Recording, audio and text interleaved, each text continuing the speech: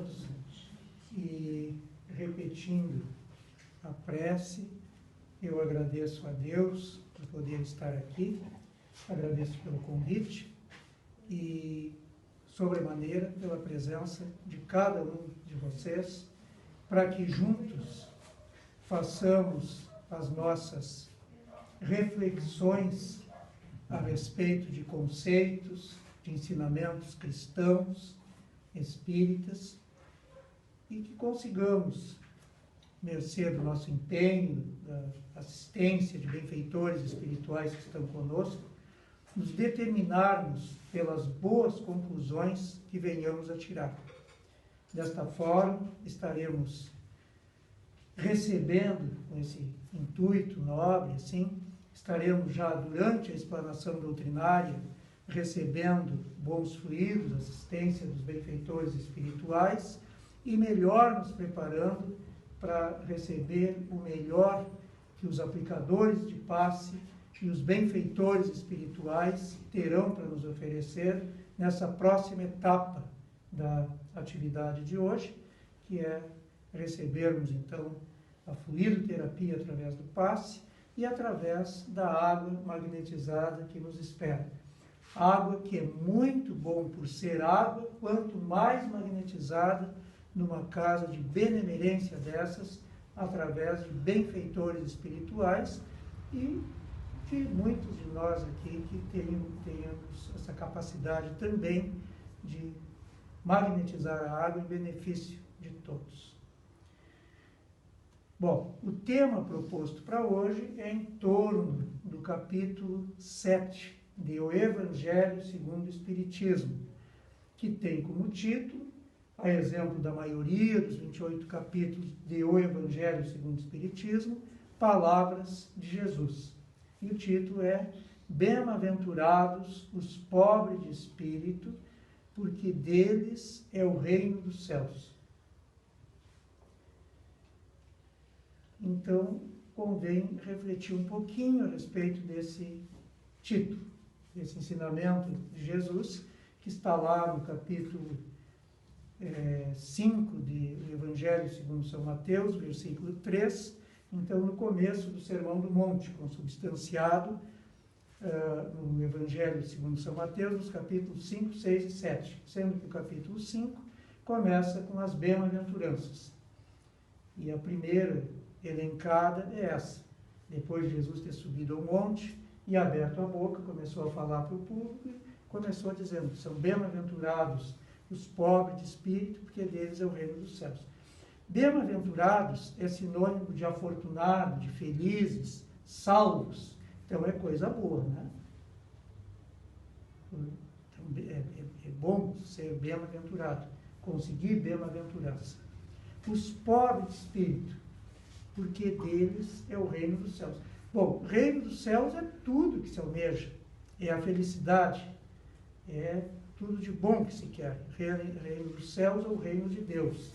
Pensou o reino de Deus, o mundo só de coisas boas, e será dos pobres de espírito. Então, logicamente, ser pobre de espírito é uma grande coisa.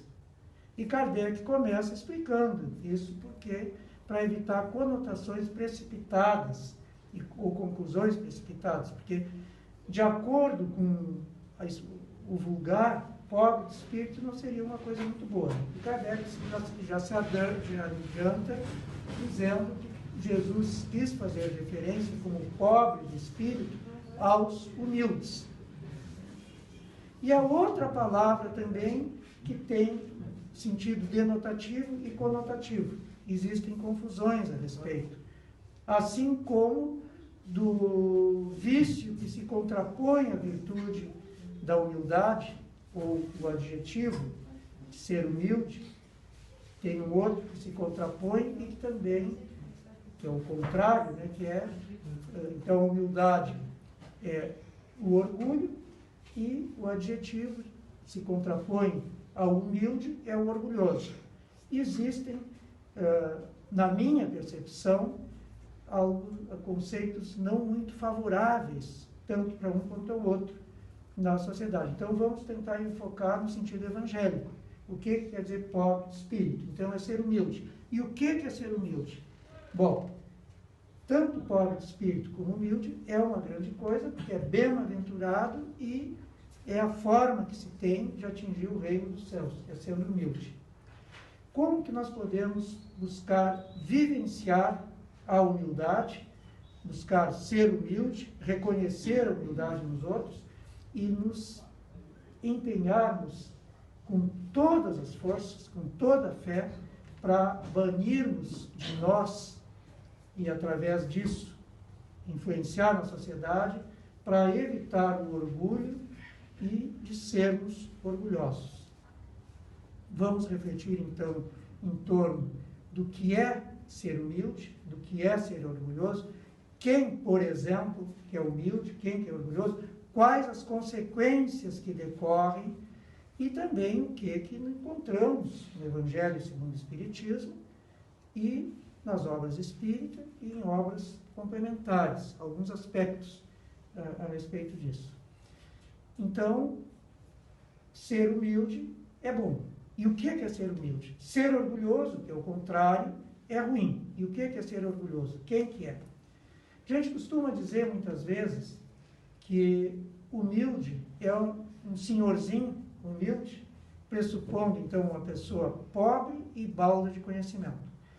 Lá no início desse capítulo, Kardec diz que Jesus não quis se referir aos baldos de conhecimento e nem tampouco, digo eu, que será humilde necessariamente quem tenha pouco recurso. E que o contrário seja verdadeiro também, que orgulhoso seja quem tenha cultura e tenha posses materiais. Nós encontramos tanto pessoas baldo de recursos financeiros e baldo de cultura, tremendamente orgulhoso, como encontramos pessoas cultas e ricas, ou uma e outra, muito humilde, coisa que as atitudes demonstram.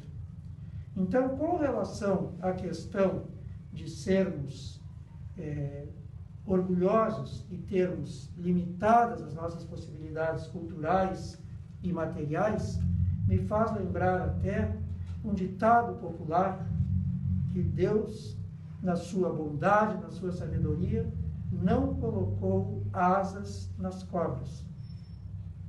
Então, vem ao encontro do que nós podemos ler lá dos comentários de Kardec, depois da questão 394 do Livro dos Espíritos, que para o nosso bem, que é muito importante, Deus nos oferece todas as condições. É referindo-se a respeito do esquecimento das existências passadas.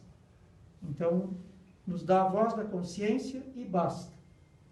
Priva-nos do que seria prejudicial. Então, que coisa maravilhosa, né? Poderia que uma pessoa orgulhosa, que não soubesse fazer bom uso da cultura, da riqueza, então pode ser privada disso. A semelhança de cobra não ter asas, né? Porque já pensou, cobra rastejando provoca todo o temor, todo o perigo que nos advém, né? Quanto mais se cobras andassem voando por aí. Tá? E muitas vezes isso pode se empregar para as pessoas. As pessoas ficam limitadas nas suas possibilidades, seja culturalmente, seja por questão financeira, tem que baixar a cabeça, trabalhando intensamente e tal, porque se galgasse algum posto, alguma coisa, e nós vamos ver mais adiante isso, nessa sequência agora, e poderia fazer mau uso, se comprometendo e prejudicando os outros. Então, é bom até para a gente compreender as nossas limitações, quem reconhece, como eu que tem, né? Você dá conta, não, peraí, o que eu poderia estar fazendo se eu fosse diferente, se eu fosse algo mais expansivo, por exemplo, tivesse melhores posses, enfim, né? Pode que seja para o meu bem, como pode ser também consequência de comodismo, de orgulho também, né? Mas para a gente refletir. E o orgulhoso, então, é uma pessoa... A Joana de Ângeles nos diz lá no livro Jesus, o Evangelho, à luz da psicologia profunda, no último capítulo, que o orgulho é síndrome de fraqueza moral. Síndrome é, por definição, o conjunto de sintomas e sinais de uma doença. Dor de cabeça, é um sintoma, né? A febre é um sinal, pode ser também sinais de uma outra complicação gástrica, enfim, né? E sintoma também. Então, só resumidamente, claro que cada doença tem um conjunto maior de sintomas e sinais. Tá? Então, síndrome é isso. Então, síndrome de fraqueza moral. Então, com certeza, a humildade, que é o contrário, é um conjunto de sinais e sintomas de fortaleza moral. Porque o que se contrapõe à fraqueza é fortaleza. Né? Então, para ver que é bom realmente ser humilde. Que outros sinais, assim, que outras evidências de humildade? A pessoa que faz alguma coisa, para fazer alguma coisa, tem que ser humilde. Porque ela tem que se expor para fazer alguma coisa. Né? E como nós não somos perfeitos ainda, nós agindo, nós só acertamos fazendo. Quem não faz não tem perigo nenhum de acertar. Nós só podemos acertar agindo, fazendo coisas. Inclusive, lá na questão 927 do Livro dos Espíritos, os benfeitores nos dão conta que não fazer o bem já é um mal. E é uma omissão. Por exemplo, pensemos no que o samaritano que socorreu o homem que descia de Jerusalém para Jericó. Se a exemplo dos outros, do sacerdote e do levita que passaram e não fizeram nada, o samaritano também não fizesse, os outros já tinham se omitido. Então ele era o último recurso. Se ele estivesse se omitido, não teria feito mal, mas não teria feito bem. Dessa falta de bem poderia decorrer a morte daquele sujeito. Então, não fazer o bem já é um mal, porque pode decorrer coisas muito ruins. Né? Então, nós só podemos fazer o bem, nós temos que agir, só podemos fazer o bem agindo. E como não somos perfeitos ainda, podemos errar. Então, o que o humilde faz? Foca o acerto, se empenha em acertar. Pode errar, mas não tem o medo de errar. O que o orgulhoso pensa? Foca o risco de errar. E aí, está aí uma consequência nefasta do orgulho. Foca o medo de errar, o que os outros vão dizer, eu vou estar me expondo, e não faz as coisas. Então, o medo, que nos judia muito, eu sofro por causa do medo, é uma consequência do orgulho. O que os outros vão dizer se eu errar? E o humilde pensa, não, eu tenho que acertar, eu tenho que fazer. Deus me assiste, tem que ter fé. Vai puxando essas coisas, né? A par das minhas potencialidades como criatura de Deus, eu conto permanentemente com a companhia de auxiliares, benfeitores, e que esperam de mim também. Não vamos dizer que escovam, porque eles reconhecem o nosso livre-arbítrio, mas esperam de nós esses benfeitores que com certeza agora estão nos assistindo, e não é só aqui. Aqui é um lugar privilegiado para conseguirmos isso. Tá? Então, é muito importante. Essa questão de orgulho, humildade, no capítulo das instruções dos Espíritos, nesse capítulo 7 do Evangelho segundo o Espiritismo, tem um subtítulo que é esse: o orgulho e a humildade. Ou a humildade e o orgulho. E na obra Obras Póstumas, lá pelo meio, tem um título que trata do orgulho e do egoísmo. Aliás, a ordem inversa, o egoísmo e o orgulho. E nos explica, inclusive, do que decorre essas coisas. É do nosso instinto de conservação. E é ruim, tanto o egoísmo quanto o orgulho. Como evitarmos? Buscando ser humilde. Então, tem a ver com o título. Eu acho muito feio fazer a explanação do Evangelho e fugir do título. O título fala da humildade, né? Os pobres de espírito, mas fala do orgulho também, no próprio capítulo, e eu estou tratando do orgulho. Eu evitar o orgulho para quê? Para ser humilde. Tem a ver, né? Posso falar. Então, o orgulho e egoísmo, que dependendo da abordagem, diz que um é filho do outro, mas na verdade são irmãos gêmeos. Um é consequência do outro, o outro é consequência do um. Então, é um círculo vicioso. O orgulho leva ao egoísmo, o egoísmo leva ao orgulho, então a gente tem que procurar extirpar-los de nós. Tanto é assim que na abordagem da lei do progresso, que nós estamos inseridos, e o progresso ocorre pelo amor ou pela dor, de algum jeito ocorre, e a pergunta de Kardec, de outros que elaboraram, qual o maior obstáculo ao progresso? E os benfeitores espirituais começam respondendo essa questão 785 do Livro dos Espíritos, que é o orgulho e o egoísmo. E o Kardec nos dá uma explicação muito consoladora, até no primeiro momento, então, que o orgulho e o egoísmo decorrem do instinto de conservação. Os instintos são benéficos, assim como as paixões, mas quando não bem utilizados, levam a consequências nefastas. Então, a pessoa, pensando que tem que se defender, que tem que conseguir recursos materiais, se torna orgulhosa, cria uma carapaça de autodefesa, manifestando orgulho. E, por necessidade de recursos materiais, se torna egoísta, que é abocanhar tudo para si próprio. Como extirpar isso? Nos fala Kardec, e nos tornarmos humildes, nos fala Kardec lá em obras póstumas, né? O que está também no bojo da resposta à questão 917 do Livro dos Espíritos. Como nós nos livrarmos, então, do egoísmo, do orgulho. É compreendendo a nossa condição de ser humano que reencarna diversas vezes, e em cada vez que reencarnamos, poderemos viver, não é poderemos, teremos que viver as mais diferentes condições.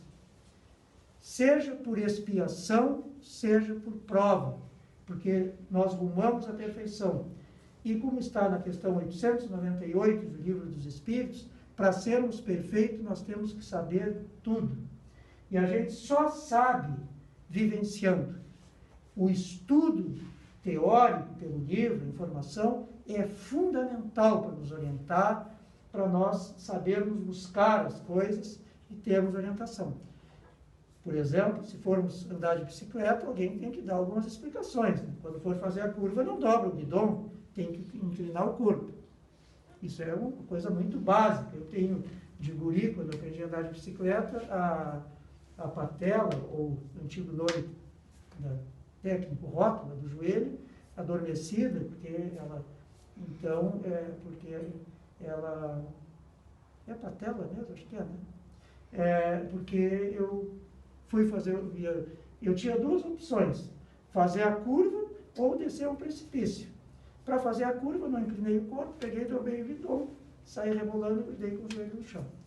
Então, são coisas teóricas, mas a gente só aprende mesmo, assim como dirigir, coisas, tem detalhezinhos também que a gente não tem como explicar, é só vivenciando que a gente aprende. Então, temos que vivenciar todas as condições.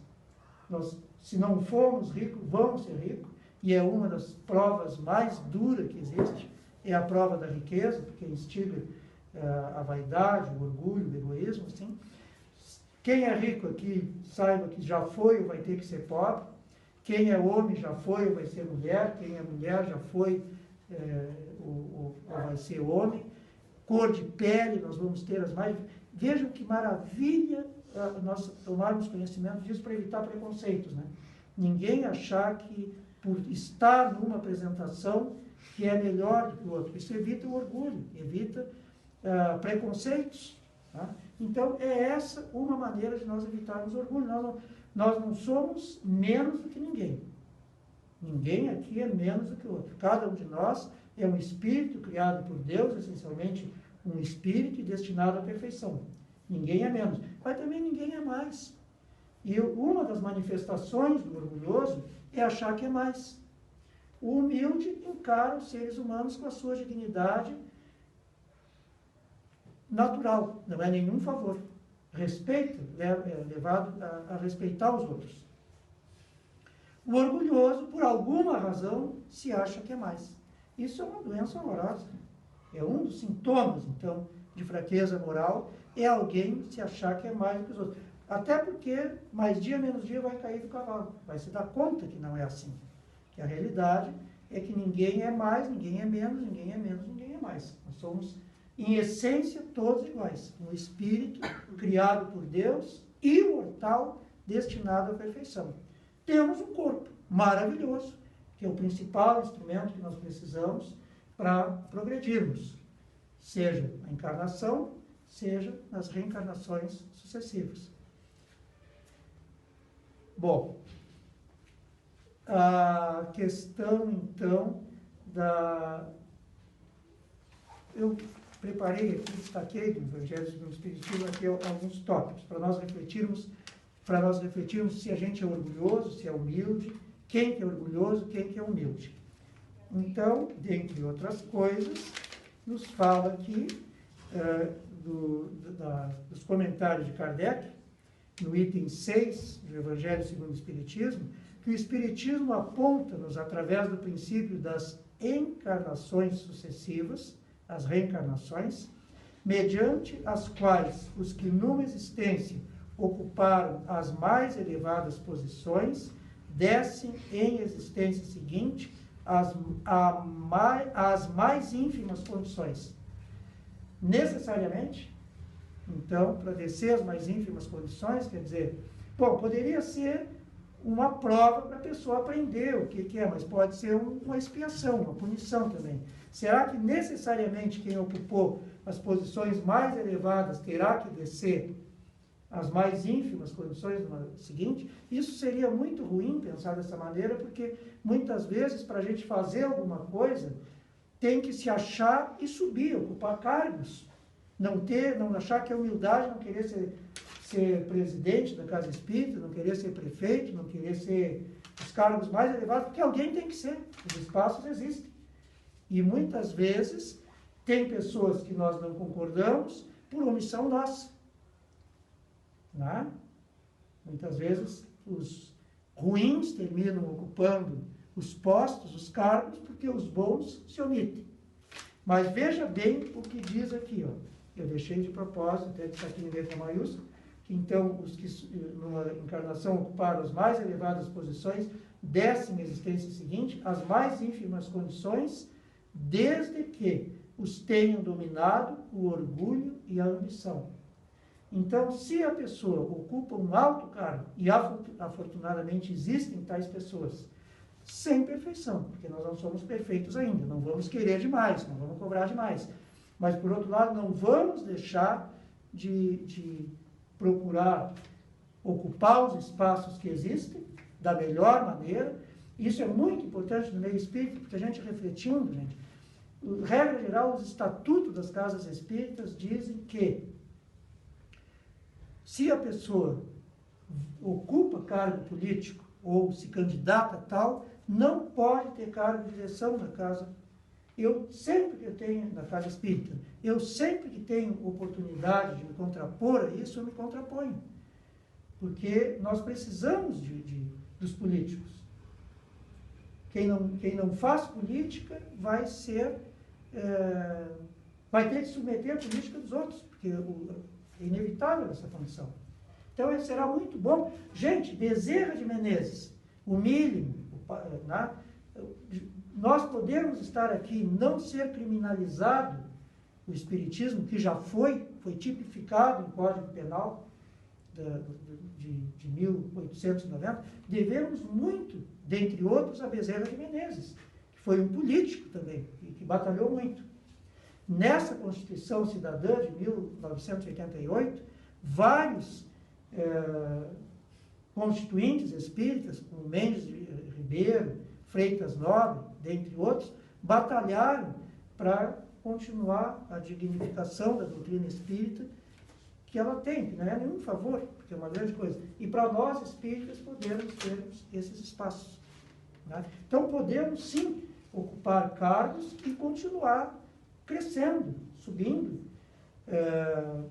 voltar à Terra em missão, ficar assistindo, como dizem que o Bezerra de Menezes está, eu poderia ter galgado se mudar, reencarnar num planeta mais evoluído, quem sabe um planeta de regeneração, até um planeta ditoso, onde o bem predomina, onde o bem domina o mal, mas ele prefere estar em missão aqui, tá?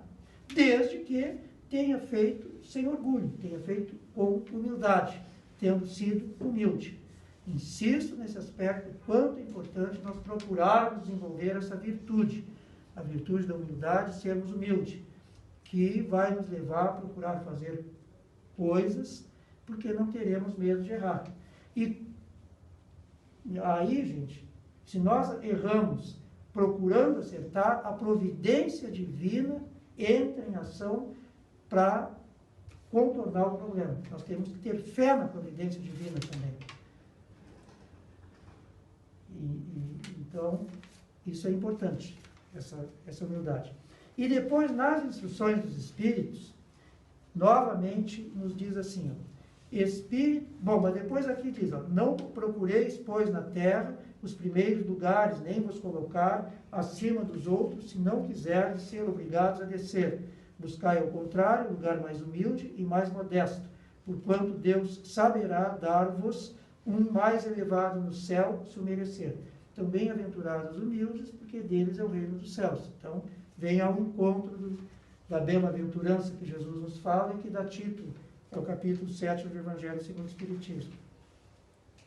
Depois, no item 12 do capítulo 7 do Evangelho segundo o Espiritismo, das instruções dos Espíritos, dentre outras coisas, na abordagem do orgulho e egoísmo, que é bem extenso, e são 2 benfeitores espirituais que dão as instruções, e um deles, dentre outras coisas, é o seguinte, espíritos com autoridade da experiência.